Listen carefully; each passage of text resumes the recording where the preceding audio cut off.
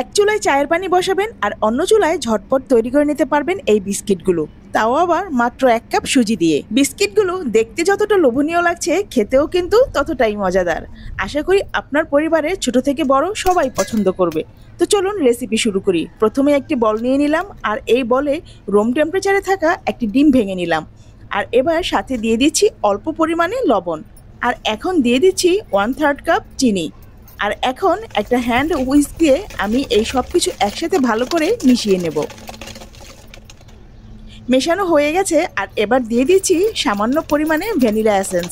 চেষ্টা করবেন এখানে ভ্যানিলা এসেন্স দেওয়ার জন্য, এতে করে বিস্কিটের মধ্যে দারুণ একটা ফ্লেভার আসে। আর এখন দিয়ে দিচ্ছি 1 কাপ পরিমাণ সুজি, তারপর দিয়ে দেব 1/2 কাপ পরিমাণ গুঁড়া দুধ। এবার হাত দিয়ে সব কিছু আমি ভালো করে মাখিয়ে নেব। এখানে বাড়তি আর কোনো কিছুর প্রয়োজন নেই। হাত দিয়ে আলতো হাতে সুন্দর করে মাখিয়ে নিলেই দেখবেন সুন্দর একটা ডো তৈরি হয়ে গেছে।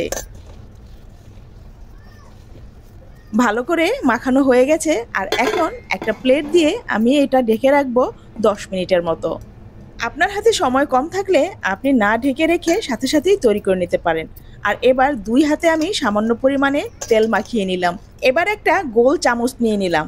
এই চামচ দিয়ে মেপে মেপেই আমি এখান থেকে বিস্কিটের ডো তুলে তারপর বিস্কিট তৈরি করব। আমি আমার পছন্দ মতো শেপ দিয়ে নিচ্ছি, আপনি আপনার পছন্দ মতো শেপ দিয়ে নিতে পারেন। দেখতেই পাচ্ছেন আমি কিভাবে তৈরি করছি। আর এই চামচটা দিয়েই এভাবে মাঝ বরাবর একটু দাগ কেটে দিলাম।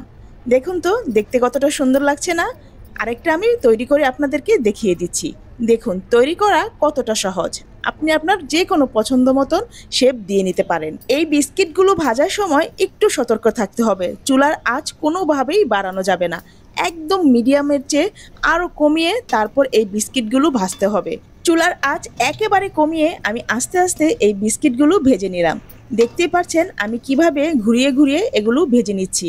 আর দেখুন ভাজার পর কালারটা কত দারুণ এসেছে। আর এখন কয়েকটা ভেজে আমি তুলে নিচ্ছি। আরেকটা কথা হলো, এই বিস্কিটগুলো সাথে সাথে তৈরি করবেন আর সাথে সাথেই তেলে দিয়ে ভেজে নেবেন। আগে থেকেই তৈরি করার কোনো প্রয়োজন নেই। সুজির তৈরি এই বিস্কিটগুলো যখন ভাজবেন তখন মনে হবে এগুলো একেবারেই সফট, কিন্তু ভেজে নেওয়ার কিছুক্ষণ পর যখন ঠান্ডা হবে এগুলো, তখন উপর থেকে কিন্তু একেবারেই ক্রিস্পি আর ভিতরে থাকবে নরম। দারুণ একটা সুঘ্রাণ বের হবে। আমি সবগুলো বিস্কুট ভেজে নিয়েছি। দেখুন দেখতে কতটা লোভনীয় লাগছে। আর এগুলো কিন্তু খেতেও ভীষণ মজাদার। দেখুন তো আমি আপনাদের খুব কাছ থেকে দেখিয়ে দিচ্ছি উপরের ডিজাইনটা কি দারুণ হয়েছে। আর এখন একটা ভেঙে দেখিয়ে দিচ্ছি। চায়ের সাথে অথবা বিকালের নাস্তায়, বাচ্চাদের টিফিনে কিংবা হঠাৎ করে বাসায় মেহমান চলে আসলে ঝটপট তৈরি করে নিতে পারবেন মজাদার এই বিস্কুট। এয়ারটাইট বক্সে ভরে রেখে দিতে পারবেন 7 দিনের মতো, থাকবে একেবারে মুচমুচে।